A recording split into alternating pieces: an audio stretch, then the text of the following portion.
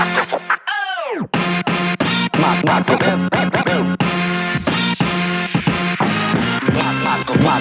check 1 2. Kalau sejarah awalnya sih, kalau untuk tahunnya mungkin saya rada sedikit lupa. Tapi yang pasti di era-era 90-an, 98 atau 90 berapa gitu, saya lupa di era itu. Untuk memulai ya, untuk startnya sih memang di tahun itu. Cuman ketika benar-benar untuk serius di itu mungkin tahun 2000-an gitu. Itu mulainya dengan dari festival ke festival, dari ikut lomba ke lomba kayak gitu. Jadi awalnya memang kolektif yang saya buat adalah kolektif dulu. Jadi saya bikin grup bersama 2 orang teman saya yang sampai sekarang, sampai hari ini dikenal dengan nama Saga gitu sih.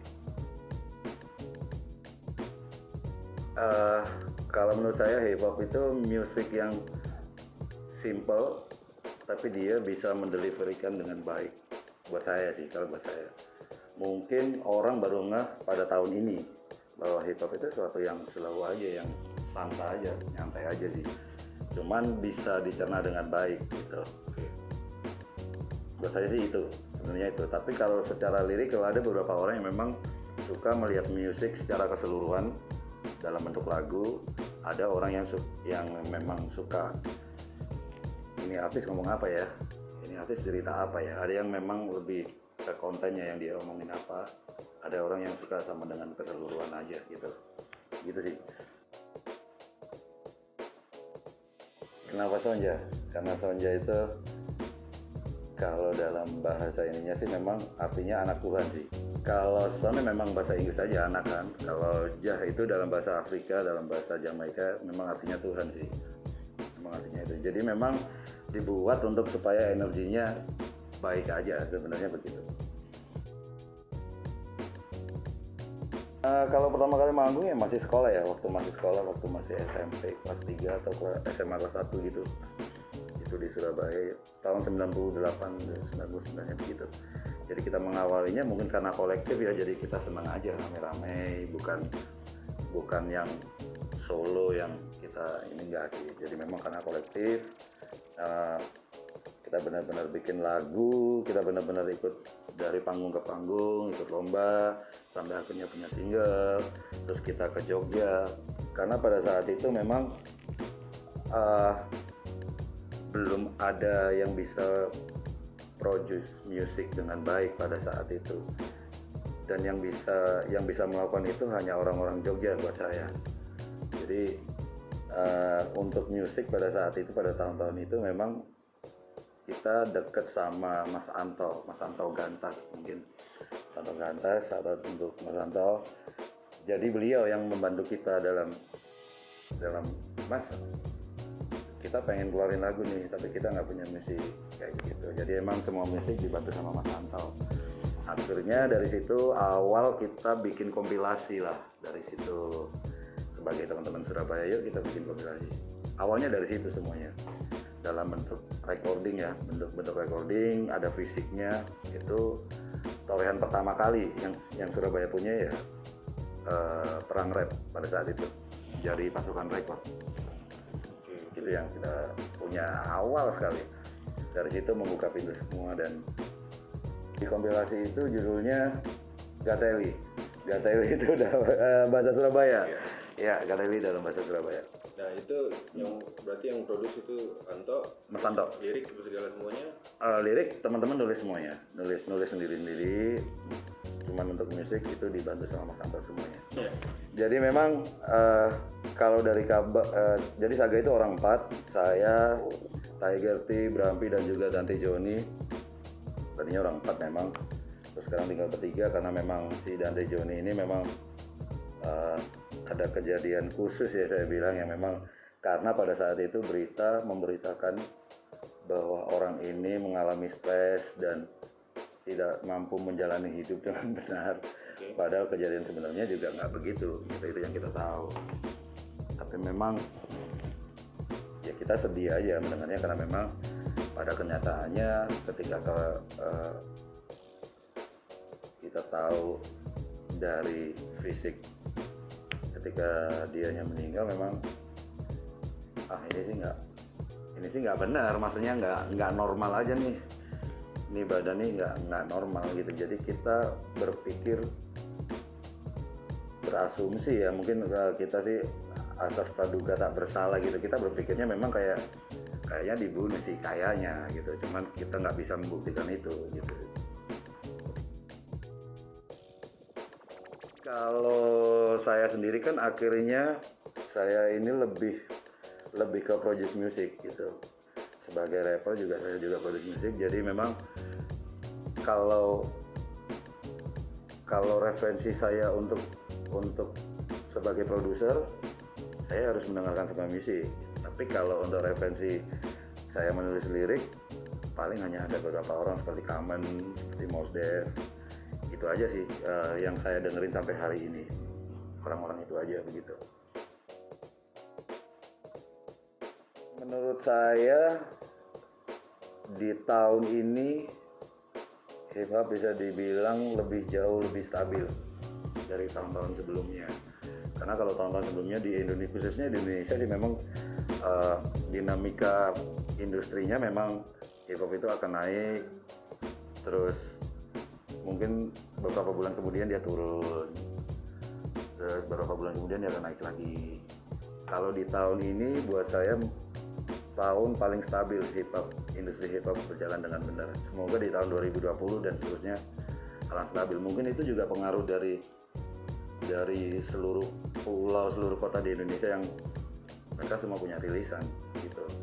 Sosial media. Iya, jadi memang itu pengaruh juga. Dari Papua mereka banyak merilis lagu, dari Kalimantan merilis lagu. Kalau itu berjalan dengan bareng-bareng se Indonesia, saya pikir itu akan stabil. Jadi jauh lebih baik lah 2019 ini. Negatifnya ya terlalu banyak drama buat saya. Hip hop di Indonesia ini terlalu banyak drama. Gitu sih ya, buat saya sih begitu. Jadi memang, tapi tergantung dari pribadi orangnya masing-masing sih gitu. Memang kalau kadang ada beberapa talent itu yang dia pengen sesuatu yang instan aja gitu. Sesuatu yang instan sih lebih gampang dibuat, memang di Indonesia memang gampang gitu. Kita tinggal lepas isu atau apapun itu, tinggal bikin drama dengan mudah sih sebenarnya. Kita bisa lihatlah contoh-contohnya beberapa yang nggak perlu saya mention ya. Jadi gitu, kalau saya sih lebih menghargai seniman yang memang dia berpikir bagaimana caranya membuat lagu itu dengan baik, gimana caranya dia itu membuat lagu itu dengan kalau saya sih begini, maksudnya saya nggak perlu fans yang banyak mas, tapi ketika lagu saya itu menjadi inspirasi buat satu orang saja itu sudah cukup kalau saya. Cuman kalau orang lain kan beda mungkin ya. Mungkin kalau orang lain saya tetap butuh fans dan banyak dan segala macam. Kalau saya sih enggak. Kalau saya enggak ya, saya bikin lagu aja. Dan saya percaya setiap lagu itu pasti ada pesannya dan pasti ada yang mendengar. Saya nggak butuh banyak yang fans yang memang atau viewer yang banyak di YouTube, enggak sih. Saya cuman ketika orang ada hidupnya berubah karena lagu saya, satu orang saja itu sudah cukup kalau saya. Mungkin orang lain mungkin beda gitu aja sih sebenarnya. Enggak, jadi kalau era sekarang itu drama itu memang sengaja dibuat hanya untuk, kalau bahasanya anak sekarang sih mungkin pansos ya, panjat sosial ya, supaya orang melihat. Ada yang membenarkan hal itu, hip hop memang butuh hal seperti itu, ya terserah sih sebenarnya gitu, terserah dari pribadi orang ya. Kalau saya sih, ya saya ini seniman, gitu. Saya ini seniman yang memilih hip hop. Saya ini seniman yang biasa menulis lirik, ya saya harus berkarya, saya harus bicara lewat karya saya harus begitu sih sebenarnya. Kalau urusan orang mau mendengar atau tidak sih memang beda lagi. Kita mau kemana dulu gitu, kita mau, ya mungkin orang-orang sekarang bilangnya kamu mau kue-kue, mau jualan atau mau gimana, kan begitu sih sebenarnya. Tergantung orangnya sih, itu hak mereka sih sebenarnya. Cuman dramanya memang terlalu banyak kalau di era ini. Jadi kayak yang pernah dilakukan Yang Lex dan teman-temannya, yang dilakukan Om Gary, yang dilakukan teman-teman Aldi, itu semua sebenarnya bumbu sih. Ada baiknya memang, cuman menurut saya terlalu banyak. Jadi akhirnya kalau kita cari lagu hip hop Indonesia itu yang keluar itu lagu dis semua. Kayak begitu sih ya. Jadi kayak capek aja gitu. Kok semuanya kok cuma lagu dis ini. Apa kamu nggak bisa bikin karya yang lebih yang bisa merubah orang atau apa kayak itu aja sih. Dan memang lagu sekarang memang lebih banyak menceritakan soal bragging memang. Bragging kayak ya siapa saya dan saya dari mana. Ya begitu sih, terlalu banyak semua rapper menceritakan soal itu sih. Mereka kayak nggak punya sesuatu yang lain untuk disentuh aja buat saya. Nggak pernah dengerin yang lain sih. Kalau untuk hip hop sendiri, kalau sebagai penulis saya masih dengerin Common, saya masih dengerin Mos Def, masih itu. Tapi kalau saya sebagai produser, saya harus dengerin rap music, itu harus pasti saya dengerin. Iya. Saya mengikuti Kanye yang baru juga saya ikuti. Kanye yang baru, Jay-Z yang saya tunggu sebenarnya Jay-Z sih, dia akan ngeluarin apa lagi setelah album terakhirnya dia gitu loh. Terus paling yang anak-anak sekarang sih kayak apa ya?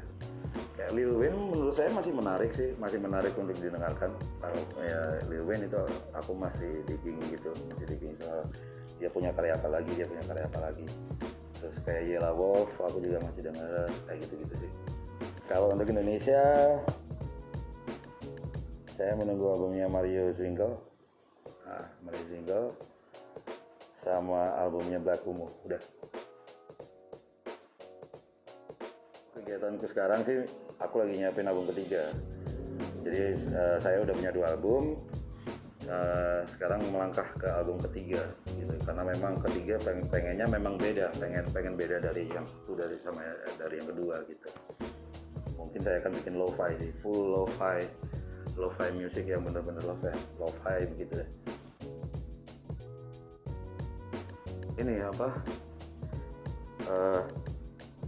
Ada di lagu yang single yang akan saya rilis di Januari itu ada itu lagu itu judulnya Drama memang. Jadi di situ ya ada kata-kata yang penting yang saya taruh. Jadi kayak ku hanya coba making music di saat yang lain coba make song. Ku hanya coba making music di saat yang lain coba making rich dengan bermacam chip. Lalu katakan lead, come on, you just another beat. Iya kayak aku di sini cuma bikin musik kok, nggak mencoba untuk kaya gitu. Kalaupun kaya itu hanya bonus, kalaupun akhirnya menjadi duit dan lain-lain itu kan hanya bonus buat saya ya. Maksudnya ya aku di sini nggak mencari itu, aku hanya melakukan doing my thing, just making music gitu. Jadi gitu aja sih, tanpa memikirkan lagu ini harus jadi duit nih, harus begini nih, enggak begitu sih. Jadi itu ya kata-kata yang paling ini sih. Ya aku hanya coba making music di saat yang lain coba make song rich, kayak mencoba kaya dengan bermacam macam-macam drama dan lain-lain. Lalu katakan lead, maksudnya nah ini aku lead dong gue, kayak gitu deh. Padahal menurut saya ya kamu cuma another pitch aja, sama aja kamu, gitu sih.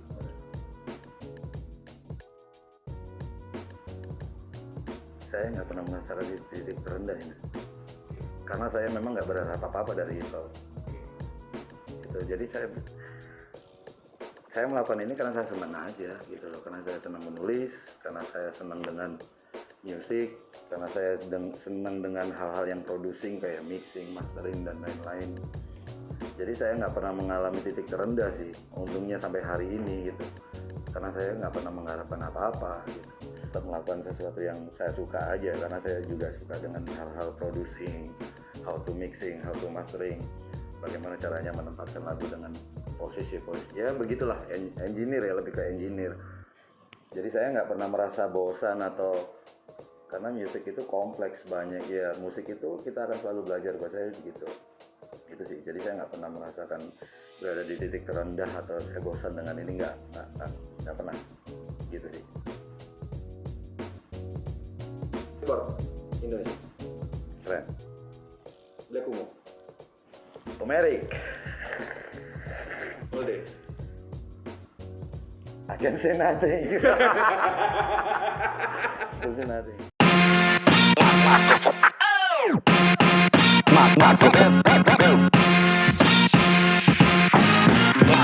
Microphone check 1 2. Halo, saya Sonja. Saksikan terus Microphone Check 1 2 di Billboard Indonesia.